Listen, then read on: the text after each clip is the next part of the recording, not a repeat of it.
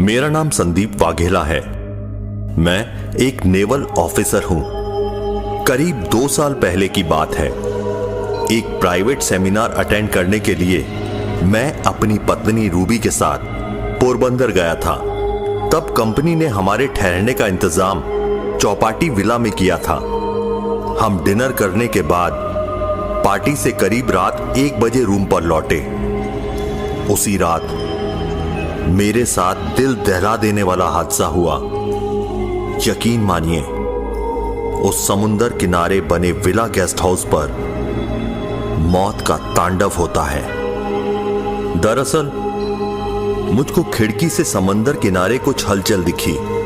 शायद वहां कोई कपल झगड़ा कर रहा था। मैंने देखा उन दोनों में लड़ाई होने लगी। शायद वहां लड़की को बाल पकड़कर घसीटे जा रहा था। मैं उसी वक्त खिड़की से कूदा। कुछ ही देर में मैं उनके करीब जा पहुंचा। अमावस की रात थी। वहां काफी अंधेरा था।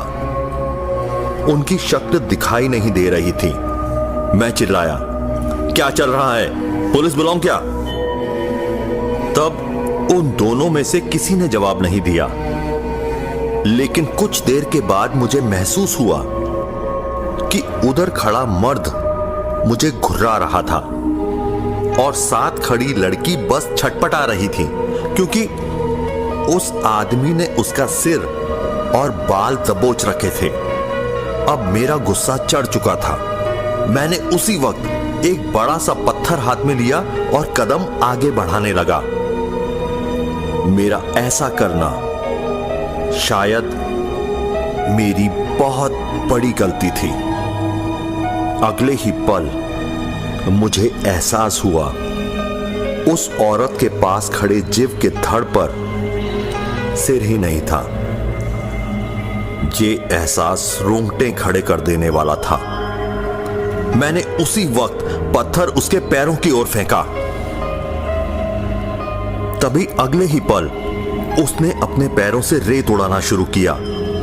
मैं आंखें भींचता वहां से भागा और दौड़कर अपने विला की खिड़की के पास पहुंचा। मैंने रूम के अंदर जाकर रूबी को पूरी बात बताई। हम दोनों सदमे में कांप रहे थे। उस वक्त हमने समुंदर की तरफ नजर दौड़ाई, लेकिन वहां कुछ नहीं दिखाई दे रहा था। शायद वह परलौकिक शक्ति वहां से जा चुकी थी। उसकी जकड़ में वो जो महिला थी, उसका कुछ पता नहीं लगा। हम रात करीब 3 बजे तक सोने की कोशिश करते रहे। मुझे पक्का याद है, हमने कमरे की लाइट चालू रखी थी। तभी मुझे एहसास हुआ कि रूबी मेरे पीठ पर हाथ सहला रही थी। उसका हाथ काफी गर्म था।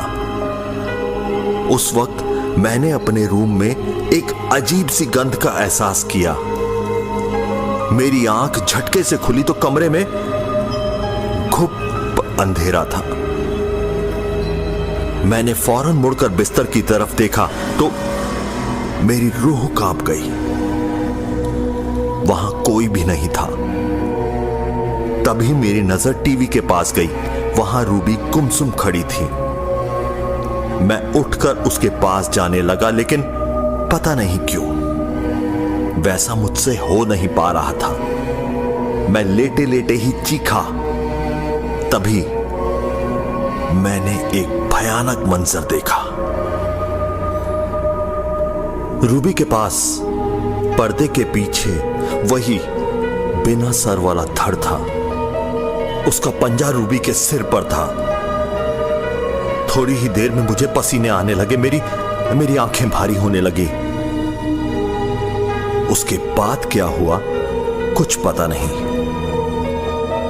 मैं जैसे शून्य अवकाश में जा चुका था। मेरा शरीर बेहद ठंडा पड़ चुका था। ऐसा लग रहा था कि मेरे शरीर की चेतना खत्म हो चुकी है। अगले दिन मैं अस्पताल में था। डॉक्टर ने बताया कि माइनर पैनिक अटैक हुआ था। रूबी ने कहा कि रात में कुछ हुआ ही नहीं। वह आज भी यही बोलती है। लेकिन मुझे पता है उस रात का भयानक सच। इस घटना के बाद हम कभी पोरबंदर नहीं गए।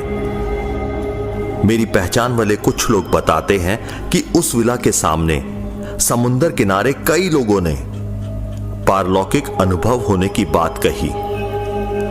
शायद वह जगह खबीसों का डेरा बन चुकी है।